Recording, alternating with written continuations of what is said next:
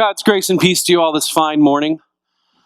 We're going to learn a little bit about the book of James today. I know I have some scholars out there and some different Bible studies that are world-renowned in talking about the book of James, but for some recap, I'm just going to go through a couple little things for you. So the book of James is not really a letter. It's more kind of a statement.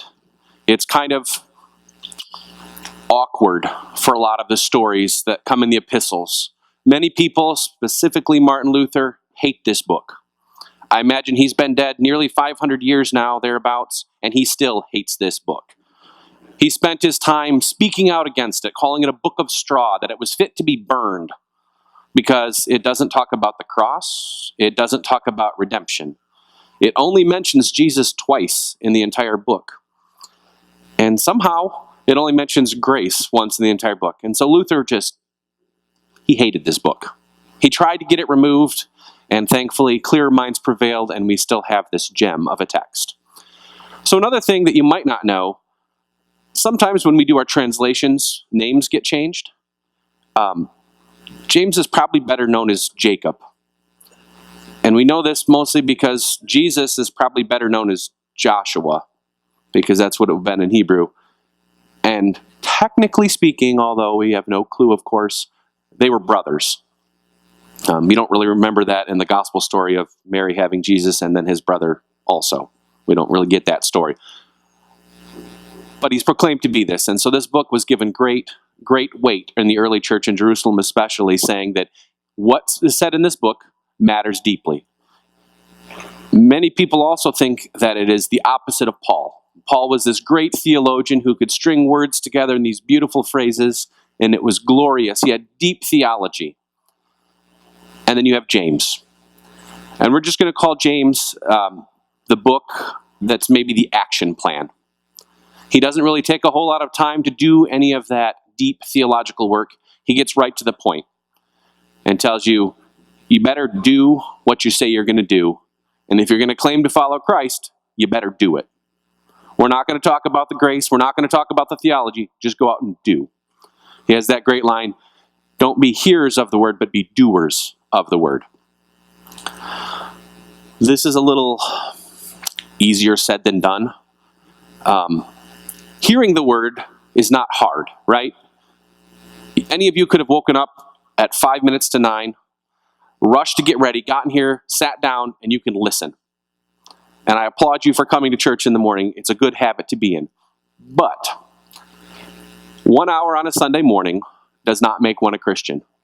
Listening for an hour, for 15 minutes, for 5 minutes does not do it.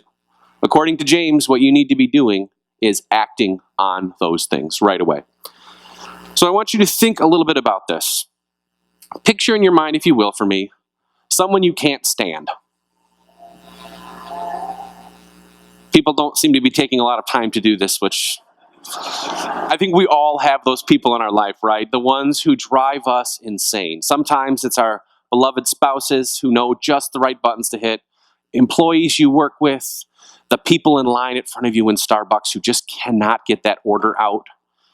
All of those places you go and people drive you nuts. So get that in your mind clearly. Let a little bit of that anger boil up so you can feel it. Get a little bit of that taste at the back of your mouth where you just kind of want to yell at them. And I'm going to share with you a little trick that I've learned. As I've read James many a time, it's one of my favorite books. He talks about being quick to listen, slow to speak, and slow to anger. When you're angry, things come out of your mouth that, of course, you would have never said. Someone else put them in your mouth and you blurt out the most hateful things you can think of. You say the most awful things to people you care about because you don't have the peace of mind to take that deep breath.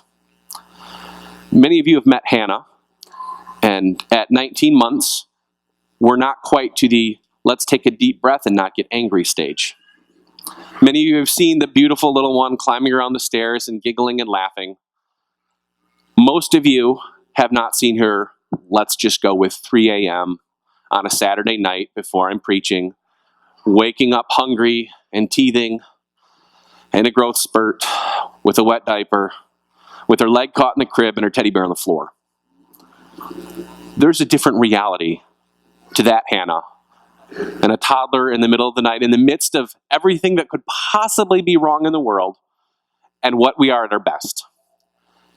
Now, if you can imagine responding to a child the way you would respond to someone who cut you off in traffic, right? Yelling at a child doesn't solve anything. In fact, most of the time when I every so often might snap at her, I feel horrible and she cries and then I feel worse. Problem not solved. But James offers this gem to us about being quiet and listening. Sometimes the best thing to do when you're upset is to keep your mouth shut. And I think James understood this so well.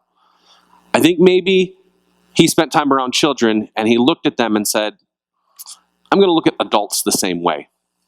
Maybe they don't know why they're upset. Maybe they don't know why they don't know what they need. Maybe they don't know why they just don't like where they're at right now.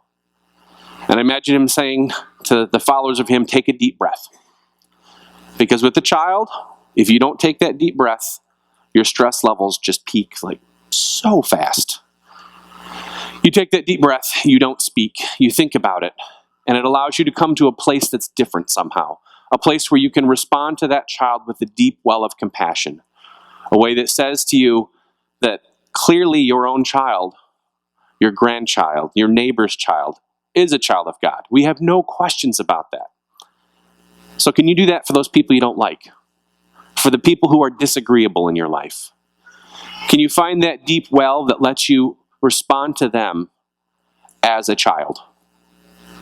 I like to think of it, when you had speech class when you were younger, imagine everyone in their underwear and you feel less nervous. I do the same way with adults. I imagine them as babies when they're really cranky. I can deal with that. That's an easy way to start doing this. But James doesn't stop there. He doesn't stop with, don't get angry.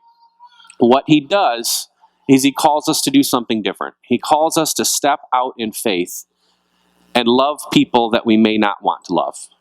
He calls us to be with those people that we struggle with. He calls us to, we'll just say, fight the good fight with those we don't want to fight with.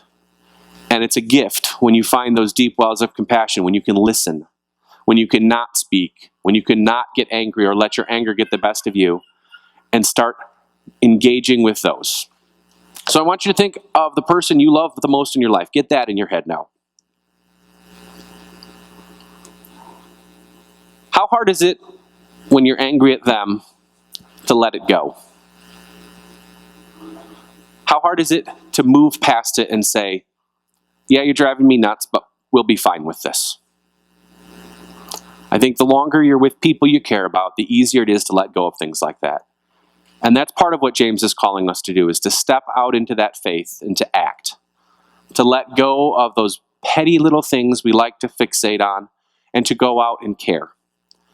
So I also want you to think of someone in your life right now who's kind of at the edge of that list, who might just be sliding over to the naughty side of that list, who might not be in your best graces. So get that person in your head right now. Think about what it is about them that just pushes you to the edge. Is there space somewhere in your life to let some of that go? Is there a space that you can start to think of them somewhat differently? Not as an adversary, not as someone who is opposed to everything that you stand for, but as a brother or sister in faith. James lifts up that all good gifts come from God. And like it or not, the people you don't like are just as much a gift from God as the people you do. And it's a wonderful, wonderful blessing in our life to have those people. So take a deep breath. You're going to leave this place this morning, and you're going to go back out into your life. And sometimes in our life, we have to make decisions that are tough. I love Harry Potter dearly. Probably read that almost as much as I read the Bible. Close. Maybe sometimes a little bit more. But there's this great line where Professor Dumbledore looks to Harry right as he's getting into the thick of everything and says, someday soon, you're going to have to make a choice between what's right and what's easy. And James calls us to that same choice. I'd like to think that maybe Dumbledore was reading the Bible before he said this. That's my own little fantasy. But what about when we make those hard choices? Are you being quick to listen? Are you being slow to speak? Are you being slow to anger with those around you? The right decisions are hard. The easy ones are to get mad.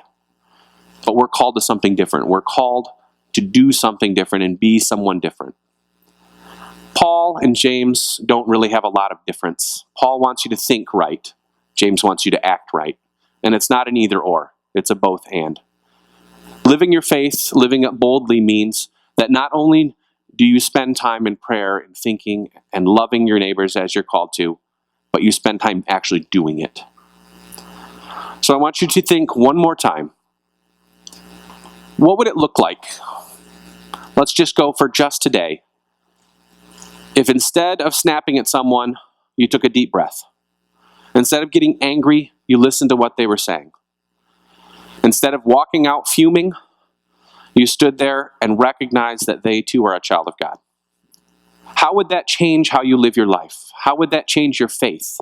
Could you live into your faith better? Could you start to live into that life that Christ calls us to be, to take care of the widow and the orphan, to make sure those who are in distress and need get taken care of just as much as those we care about? So what I'm going to challenge you to do today, I want you to decide, to make this decision to yourself, to love boldly. Decide to love those people that you don't like. To decide to love those people you've not met. To decide to care for those people who are in need. To step out and do something new. Find a way to help someone. Find a way to spread the peace and grace that Jesus Christ offers us so generously with others you find also. Decide not just about hearing, but it's about being a doer of the word. Amen.